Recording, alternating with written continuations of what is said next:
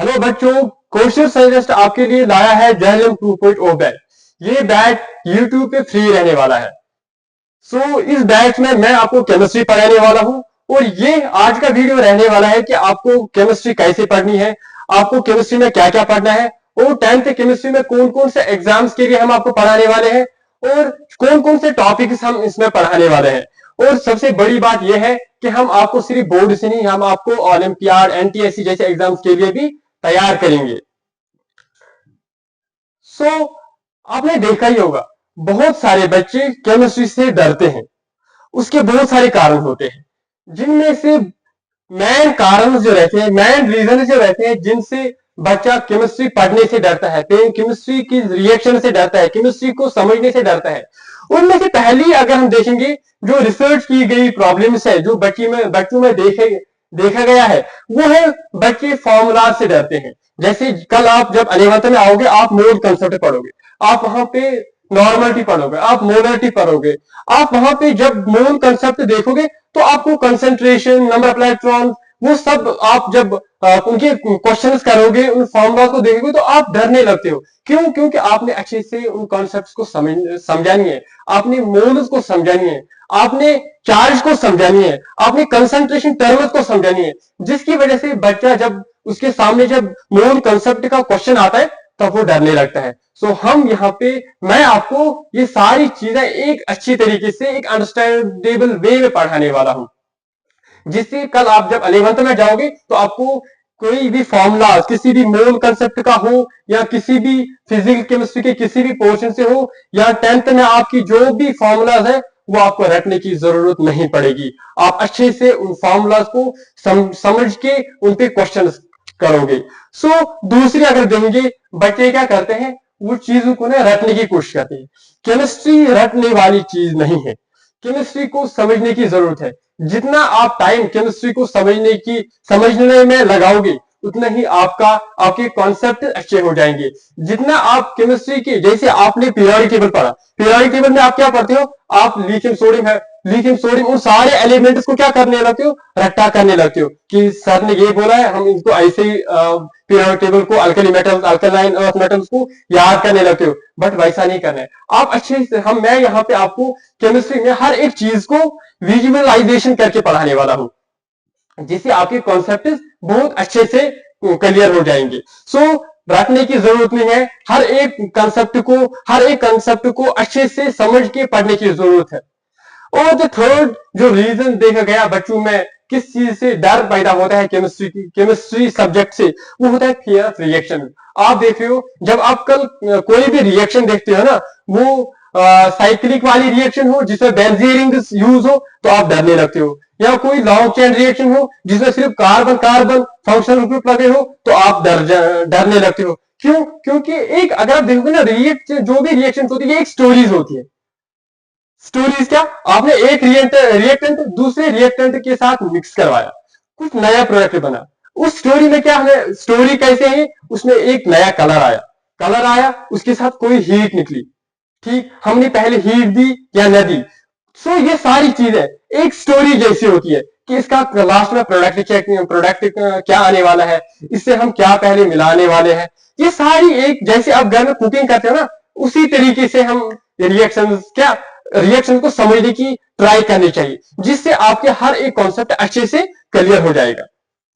And the fourth reason is, हम concept को क्या करने लगते हैं, उनको डायरेक्ट, आपने बुक में कोई भी कॉन्सेप्ट देखा तो उस कॉन्सेप्ट को आप दिमाग में सिर्फ रखने लगते हो, वो नहीं करना है। हम यहाँ पे विजुअलाइजेशन के साथ हर एक कॉन्सेप्ट को पढ़ने वाले हैं।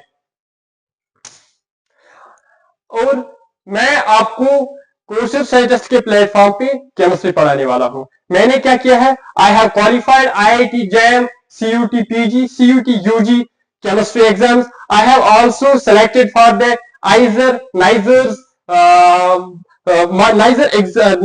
interview exam after my bachelor's in chemistry. मेरी 2 से ज्यादा ईयर्स एक्सपीरियंस है। मैंने फिलो में भी पढ़ाया है, मैंने बच्चों को पर्सनल वन टू इंटरेक्शन में भी पढ़ाया है।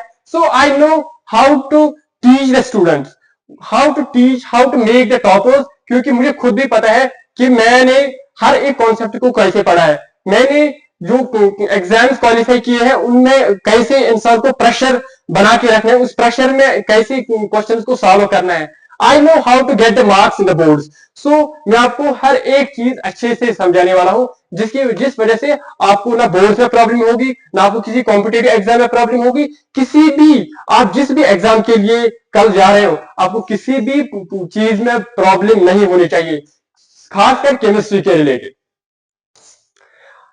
अब आप बोल रहे होंगे सर इतने ज्यादा प्लेटफॉर्म्स है, जैसे पीडब्ल्यू है, अनअकैडमी है, या इतने ज्यादा कश्मीर प्लेटफॉर्म, तो कोर्सेज साइंटिस्ट इतना क्या कर रहा है कि हम आपके पास आए? ये भी एक जेन्युइन क्वेश्चन है।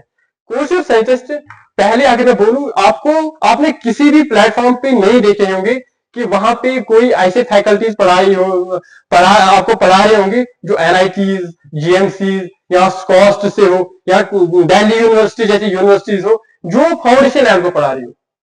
यहाँ पे कोर्सेज साइंटिस्ट पे आपको एनआईटीज, जीएमसी और स्कॉस्टियन जैसे फैकल्टीज आपको पढ़ाने वाले हैं, जिन्होंने ऑलरेडी अपने अपने ब्रांचेस में, अपने अपने फील्ड में अच्छे एग्जाम्स क्रैक किए हैं, जिनको पता है कॉम्पिटेटिव एग्जाम्स के लिए कैसे बच्चों को तैयार करना है, बोर्ड्स के लिए उसे कैसे तैयार करना है।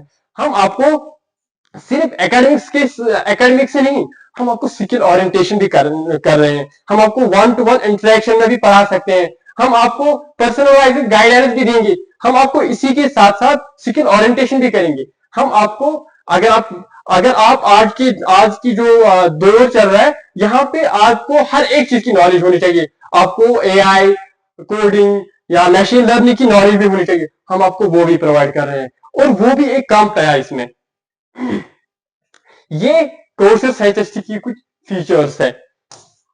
अब हम जा रहे हैं, जो मैं आपको केमिस्ट्री पढ़ाने वाला हूं, केमिस्ट्री 10th केमिस्ट्री में हम क्या क्या पढ़ने वाले हैं। 10th केमिस्ट्री में आपने देखे होंगे जो पीरियोडिक क्लासिफिकेशन वाला चैप्टर है उसे हटा दिया गया है। अब अगर आप बोलोगे हम उस चैप्टर को भी इसमें क्लियर करेंगे, जिससे आपका हर एक चैप्टर और हर एक बेसिक कॉन्सेप्ट क्लियर होगा, जिससे आपके जब 11th में जाओगे आपको वहां पे कोई प्रॉब्लम नहीं आनी चाहिए। हम यहाँ पे chemical reactions and equations, carbon and it's compounds, metals and non metals and acid base and salts को कवर करने वाले हैं, जिसमें केमिकल रिएक्शन एंड इक्वेशन हमें क्या क्या पढ़ना है। इस चैप्टर में हमें types of change like physical change, chemical change, ये होती क्या है, कैसे होती है ये चेंज, रिएक्शन आप कैसे पहचानोगे कि कौन सी चेंज हो रही है, कौन सी चेंज नहीं हो रही है, कौन सी टाइप ऑफ रिएक्शन है, डिस्प्लेसमेंट रिएक्शन है, एडिशन रिएक्शन है, ये रिएक्शन होती कैसी है। और केमिकल इक्वेशन, जब आप कोई भी केमिकल इक्वेशन देख रहे हो, कौन सी आप कैसे पहचानोगे कि कौन सी केमिकल इक्वेशन है, आप कैसे लिखोगे केमिकल इक्वेशन को, आप बैलेंस कैसे करोगे केमिकल रिएक्शन। बहुत सारे बच्चे क्या जब केमिकल रिएक्शन को देखते हैं ना, सर ये ना इसने कार्बन डाइऑक्साइड मिलाया है किसी के साथ, तो ये ना इसे हम बैलेंस कैसे करेंगे, कार्बन को हम बैलेंस कैसे करेंगे, ऑक्सीजन को हम बैलेंस कैसे करेंगे, उन चीजों से डर जाते हैं उनको, क्योंकि उनको पता ही नहीं होता कि कौन सा कंपाउंड एलिमेंटल स्टेज में कैसा एग्जिस्ट करता है, और जब वो एक कंपाउंड के साथ होता है तब कैसा एग्जिस्ट करता है। ये जो बेसिक कॉन्सेप्ट उसके पास नहीं होते, तब वो केमिस्ट्री से डरने लगता है, उसके ना उससे मतलब जब वो रिएक्शन या कुछ भी लिखने लगता है तो वो डर जाता है, सर मैं इसे कैसे करूं। ये सारी चीजें हम केमिकल रिएक्शन एंड इक्वेशन में क्या करने कवर करने वाले हैं। और यहाँ पे हम balancing of chemical reaction, corrosion and rusting and it's prevention भी पढ़ने वाले हैं, और रेंसिडिटी जैसे टॉपिक्स को भी कवर करने वाले हैं। ये वाला चैप्टर आपके 11th के लिए, आप अगर साइंस ले रहे हो तो आपके लिए ये बहुत ज्यादा महत्वपूर्ण रहने वाला है, क्योंकि ये वाला चैप्टर आपका बेस बनाने वाला है केमिस्ट्री की। और दूसरा चैप्टर है कार्बन एंड इट्स कंपाउंड। आप जो बड़ी बड़ी रिएक्शन देख रहे हो ना, जो कार्बन दूसरे कार्बन के साथ मिला के फिर वो बड़ी बड़ी रिएक्शन देख रहे हो, वो सारी रिएक्शंस कार्बन से स्टार्ट होती है। उनमें हम कार्बन के कौन कौन से बॉन्ड बनाता है, कार्बन किसके साथ कौन सा बॉन्ड बनाता है, ये सारी हमें इसी चैप्टर में पढ़ने हैं। ये सारे टॉपिक्स हमें इसी चैप्टर में कवर करने हैं। हमें एलोट्रॉप्स ऑफ कार्बन भी पढ़ने हैं, जैसे ग्रेफाइट की स्ट्रक्चर, ग्रेफाइट बनता कैसे, डाइबॉन्ड कार्बन के साथ बनता कैसे, इसकी हाइब्रिडाइजेशन क्या है, ये सारी चीजें हमें इस वाले चैप्टर में कवर करनी है। और इसके बाद हम पढ़ेंगे आइसोमर्स क्या होते हैं, टाइप्स ऑफ ऑर्गेनिक रिएक्शन और टाइप्स ऑफ आइसोमर्स क्या होते हैं, ये सारी चीजें हम यहाँ पढ़ेंगे। और हाइड्रोकार्बन, होमोलॉगस सीरीज, और सबसे मेन टॉपिक वो है IUPAC nomenclature. IUPAC nomenclature 11th का एक बड़ा चैप्टर रहता है। जहां जब आप 11th में जाओगे तो आप वहां पे आईयूपैक नॉमेनक्लेचर का एक चैप्टर देखोगे।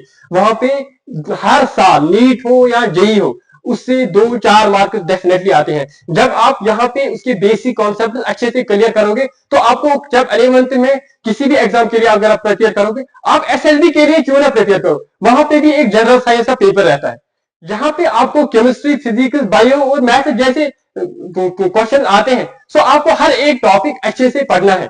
सो आपको ये वाले कॉन्सेप्ट, हर एक कॉन्सेप्ट अच्छे से जब क्लियर होगा तो आपका 11th के बाद जो भी स्ट्रीम लेने वाले हो, किसी एग्जाम के लिए तैयारी क्यों ना करो, आपका हर एक कॉन्सेप्ट अच्छे से जब होगा तब आप उस एग्जाम को क्रैक कर सकते हैं। और इसमें हम और भी टॉपिक्स पर जैसे ethanol, alcohol formation, how does alcohol हमारी बॉडी पे क्या इफेक्ट करते हैं, और ये सारी इनकी फॉर्मूलाज, इनकी केमिकल रिएक्शन, सारा कुछ इस चैप्टर में हम कवर करेंगे। और उसके बाद आता है एसिड, बेस एंड सॉल्ट्स। इसमें हम देखते हैं कि एसिड्स क्या होते हैं, बेस क्या होते हैं, इंडिकेटर्स क्या होते हैं, एसिड रैंक क्या होता है, और बेसिस, इनकी फिजिकल प्रॉपर्टीज, इनकी केमिकल प्रॉपर्टीज और इनकी प्रेपरेशन। और हम क्या पढ़ने वाले, साल्ट और उनके टाइप्स, कौन कौन से टाइप ऑफ साल्ट होते हैं, और जो भी आपके सिलेबस में जो भी साल्ट दिए हैं उन सबको कवर करने वाले हैं। और उसके बाद आता है मेटल्स एंड नॉन मेटल। आपने पीरियोडिक टेबल तो देखा ही होगा, वहां पे दिया है उनको अल्कली मेटल्स को अल्कली मेटल्स क्यों बोलते हैं, अल्कलाइन अर्थ मेटल्स को अल्कलाइन अर्थ मेटल्स क्यों बोलते हैं। ये सारी चीजें हम एक एक करके डिस्कस करेंगे, जिससे आपको पीरियोडिक टेबल रटने की जरूरत नहीं पड़ेगी। आपको समझ के रिएक्टिविटी, हर एक चीज की रिएक्टिविटी समझ के आपको उस आपके दिमाग में वो आना चाहिए कि यार ये मेटल क्यों है, ये नॉन मेटल क्यों है, ये मेटल वाइड क्यों है। ठीक, ये सारी चीजें हम इस चैप्टर में कवर करेंगे। Physical properties, chemical properties metals की, वो मेटल बनते कहां से है, मिनरल्स क्या होते हैं, ओर्स क्या होते हैं, हम मेटल्स को एक्सट्रैक्ट कैसे करते हैं, और ये सारी चीजें जो रहेंगी और इसमें हम इस वाले चैप्टर में कवर करने वाले हैं। और इसी और मैथ बोर्ड और एक दो important topics like extraction metals of moderate and high reactivity, refining of metal, ये सारी जो टॉपिक्स है ये हम इस चैप्टर में कवर करने वाले हैं। बाकी कोर्सेज साइंटिस्ट अपना ये वाला फ्री बैच ला रहा है यूट्यूब पे, हमारे साथ आप जुड़े रहिए। इतना ही नहीं, हमने अपना एक पेड बैच भी कोर्सेज साइंटिस्ट प्लेटफॉर्म पे लॉन्च किया है, जहां पे आपको 1-to-1 इंटरेक्शन मिलेगी, जहां पे आपको हम हर एक सब्जेक्ट, अगर आप एक ही सब्जेक्ट पढ़ना चाहो हम वो भी आपको पढ़ाने वाले, आप फिजिक्स पढ़ना चाहो, केमिस्ट्री पढ़ना चाहो, अगर आपका कोई भी पोर्शन वीक रहा है हम वो भी आपको पढ़ाएंगे अपने प्लेटफॉर्म पे। इतना ही नहीं, अगर आप सारे टॉपिक, सारे चैप्टर्स, उसके लिए हमने अलग बैच आपके लिए लाया है। इतना ही नहीं, अगर आप करियर काउंसलिंग, स्किल ओरिएंटेशन भी अपने आप को स्किलफुल बनाना चाहेंगे तो हमने वो एक कंपेरेटिवली एक बैच उसके लिए भी लाया है, जो हमारे प्लेटफॉर्म पे इस वक्त मौजूद है। आप हमारे साथ जुड़ते रहिए और कोर्सेज साइंटिस्ट पे अभी रजिस्टर कीजिए, जिससे आपके जो भी आप 8th में हो, 9th में हो, 10th में हो, आप हमारी गाइडेंस में आपको हम हर एक चीज अच्छे से प्रोवाइड करेंगे, ताकि आपको कल जब 11th में जाओगे या आप 10th में जाओगे आपको कोई परेशानी लेने की जरूरत नहीं होगी। So thank you.